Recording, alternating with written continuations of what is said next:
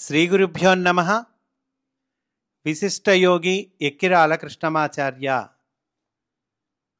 Master ఈకే గారి జీవిత విశేషములను ఎంతో హృద్యంగా అత్యంత ప్రామాణికతతో మనకు అందచేయునటువంటి పరమపావనమైన గ్రంథము. అటువంటి ఈ గ్రంథమును మనము అధ్యయనము చేస్తూ ఉన్నాము. అందులో భాగంగా ఈరోజు అమ్మగారు అనే అధ్యాయంలోనికి మనము ప్రవేశిస్తూ ఉన్నాము. కులపతి ఎక్కిరాల కృష్ణమాచార్యుల వారి ధర్మపత్ని శ్రీమతి అప్పమ్మ గారు గృహస్థులుగా ఉంటూనే జగద్గురువులైన విశిష్టులు కులపతులు కృష్ణమాచార్యుల వారు. అది ఋషి సంప్రదాయం కూడాను. సామర్థ్య నిశ్చయ ధైర్యాలు కలిగి జాగరూకతతో త్యాగానికి వెనుదీయక తపస్సు చేశారు. కనుకనే కృష్ణమాచార్య జగద్గురువైనాడు. ఆచార్యుల వారిది ప్రత్యక్ష తపస్సు, అమ్మగారిది అప్రత్యక్షమైన తపస్సు. అంటే డైరెక్ట్ తపస్సు, ఇండైరెక్ట్ తపస్సు అనుకోవచ్చండి. ఆచార్యుల వారి శిష్యగణాన్ని ఆమె కన్న సంతానంలా చూశారు. అమ్మకు నిర్వచనం చెప్పాడు ఒక ఆయన. పరస్పర ప్రేమకు ఆధారమై అందరి హృదయాలు కలిపి బిగించి ఉంచే ఆనంద గ్రంథి అని. ఆమెను అక్కయ్య గారని కొందరంటే అమ్మగారని అందరూ పిలుస్తారు.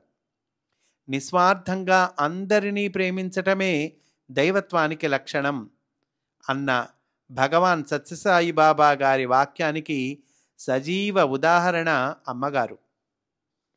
అమ్మగారికి సివివి గారి మీద అచంచల విశ్వాసం. ఏదన్నా సమస్య వస్తే అంతా సివివి గారికి వదిలేయి, ఆయన చూసుకుంటారు అని నిండు విశ్వాసంతో అనడం చాలామందికి అనుభవ విదితం. ఒకచోట శ్రీ కేజీసి హరివిఠల్ ఇట్లా వ్రాశారు: అమ్మను చూచి నమస్కరించినప్పుడు మాస్టర్ గారిని చూచినట్లుగా, భగవంతుని దర్శించినట్లుగా అనుభూతి కలుగుతుంది. శ్రీ రామకోటయ్య గారు, శ్రీ శ్రీ శ్రీ లక్ష్మణ యతీంద్రులు అమ్మగారి ఆశ్రయం పొందడం కోసం కోరుకుంటుండేవారు. ఒకమారు శ్రీమతి రాఘవమ్మ గారు అనగా శ్రీ పిఎస్ చౌదరి గారి భార్య తన భర్తకు ఒంట్లో బాగులేదని వెళ్ళి అమ్మగారికి చెబితే, మీ ఆయన గారికి ఏమీ పర్వాలేదమ్మా, మాస్టర్ గారి మందుతో తగ్గిపోతుంది. నాకు మందులు ఇవ్వటం రాదు కానీ మాస్టర్ సివివి గారి ప్రేయరు చేస్తానని ధైర్యం ఇచ్చారు అమ్మ. ఆమె అంతరంగం ప్రేమ తరంగం. ఆపేక్ష, ఆత్మీయత, ఆప్యాయత అమ్మగారి ప్రతి మాటలో, కదలికలో తొంగి చూస్తాయి. ఒక పర్యాయం కొత్త రామకోటయ్య గారి నోటి నుండి రక్తం స్రవించడం జరిగింది. గుంటూరులో రఘురాం గారి ఇంట్లో ఉన్నప్పుడు. అది ఆయన యోగ జీవితంలో ఒక విచిత్రాంశము. ఆ ఘట్టంలో తాతగారు అమ్మగారిని దర్శించటానికి విశాఖకు వెళ్ళినారు. రాజమండ్రి కె వెంకటేశ్వరరావు గారు, నేను కూడా వెళ్ళినాము. తాతగారిని చూడగానే అమ్మగారు, ఏమిటి తాతగారు మీ దొంగ వేషాలు, ఇంకా రక్తం కక్కడం ఆపేయండి, ఇక్కడ కొంతకాలం సుఖంగా ఉండండి అన్నారు. వెంటనే తాతగారి అనారోగ్యం తొలగింది. రాజయోగి రామకోటయ్య గారి మాటల్లో అమ్మగారు సుప్రీంకోర్టు, ఆ తీర్పుకు తిరుగులేదు అనేవారు. ఎవరైనా తాతగారి దగ్గరకు వచ్చి ఆరోగ్యం బాగోలేదంటే అమ్మగారికి ఫోన్ చేయండి, అన్నీ సర్దుకుంటాయి అనేవారు. ఆ సంగతి పలువురు ఎరుగుదురు. లక్ష్మణ యతీంద్రుల వంటి మహానుభావులు అమ్మగారి దర్శనం చేసుకుంటే ఎంతో శక్తి ఒంట్లో కలుగుతుందని చెప్పిన సందర్భాలున్నాయి. మీరిన్ని కార్యక్రమాలు చేయడం ఎలా సాధ్యమవుతోంది అని వి త్రివిక్రమరావు అనే భక్తుడు అడిగితే, మా శ్రీమతి ఇచ్చిన అవకాశాన్ని బట్టి అన్నారట మాస్టర్ గారు. మాస్టర్ గారి ప్రతి ప్రణాళికను ఆవిడ ప్రోత్సహించింది.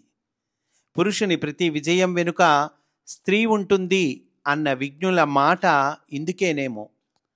వేళాపాళా లేకుండా ఆచార్యుల వారి దర్శనం కోసం లేదా ట్రీట్మెంట్ కోసం వచ్చిన వారందరికీ ఆతిథ్యం ఇవ్వటంలో ఆమె ఆనందాన్ని, ఆప్యాయతని చూచి తీరాలి.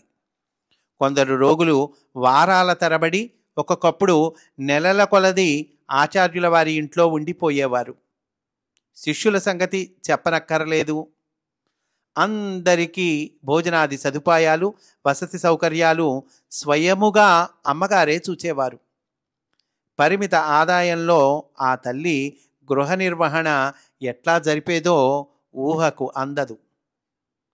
కలివిడితనానికి మారుపేరు. అందరి పట్ల ఒకే రీతిలో ప్రేమను చూపటంలో ఆమెకు ఆమె సాటి.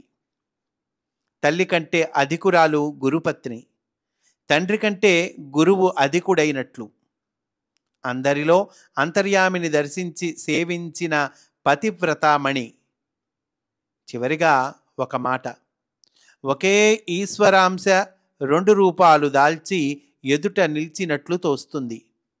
శ్రీమాన్ ఎక్కిరాల కృష్ణమాచార్యుల వారిని, వారి సతీమణిని చూస్తే, సభావేదికపై కానీ ఇంట్లో కానీ వారిని చూస్తే లక్ష్మీనారాయణుల వలె ఎంతో తేజో విభూతితో కనిపించేవారు.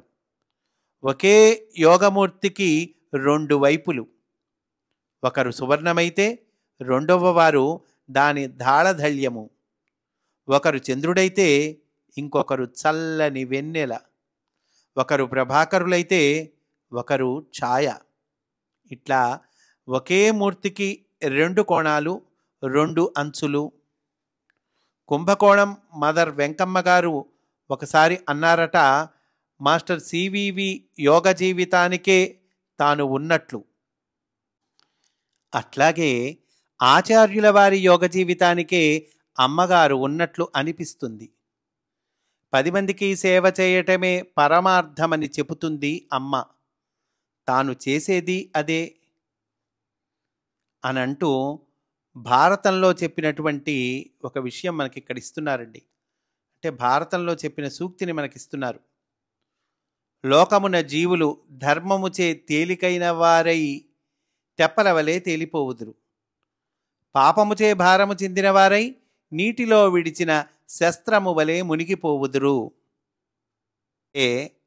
లోకంలో 2 రకాల జీవులు ఉంటారయ్యా. ధర్మంచే తేలికైన వారు, పాపముచే భారము చెందినవారు అని భారతం చెప్తోంది. అంటే ధర్మం వల్ల ఏమవుతాం? మనం చక్కగా తేలికైతాం. పాపం వల్ల ఏమవుతాం? భారము చెందిన వాళ్ళం అవుతాం అని భారతంలోని ఈ వాక్యాన్ని ఉటంకిస్తూ ఈ అధ్యాయాన్ని పూర్తి చేశారండి. మనం కూడా ఈరోజు ఇక్కడితో పూర్తి చేసుకుందాము.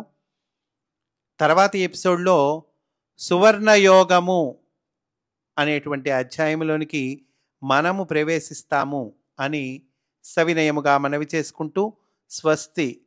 వాసుదేవా.